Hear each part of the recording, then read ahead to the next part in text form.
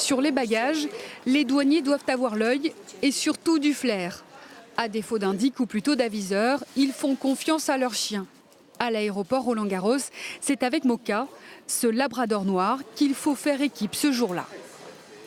C'est comme tout chien de recherche, sauf que lui, il cherche que des produits stupéfiants, que ce soit du cannabis, ecstasy, cocaïne. C'est lui qui décide, c'est pas au faciès comme certaines personnes disent. Lorsqu'il y a des stupéfiants, comment ça se passe ? Il va me le montrer en grattant, en insistant sur le bagage ou sur la personne. À côté des chiens renifleurs, la fouille des bagages est un autre moyen pour les douaniers de confirmer ou non la présence de stupéfiants. Ce matin, sur le vol en provenance de Maurice, Maryse, une des passagères, y a eu droit. Pas question pour la mère de famille d'avoir plus peur que ça.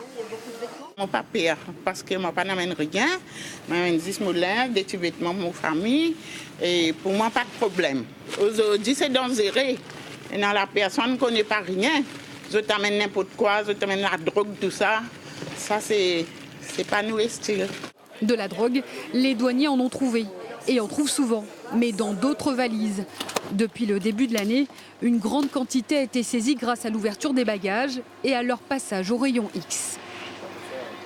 Actuellement, nous avons donc une petite recrudescence de marchandises arrivant de métropole, donc notamment de la résine de cannabis, ce qui laisserait supposer qu'il existe donc des réseaux d'importation illicite de marchandises prohibées.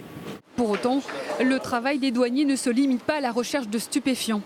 Leur rôle est de passer sous contrôle tout ce que les voyageurs transportent. Pour moi, c'est bon, merci. Dans vos bagages, vous avez le droit de transporter vos effets personnels.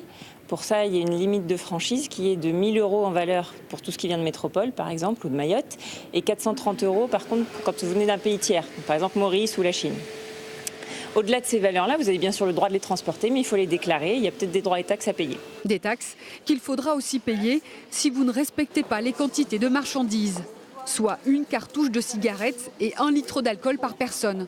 Voilà ce que vous pouvez importer si vous ne voulez pas être en fraude devant les douaniers à l'aéroport.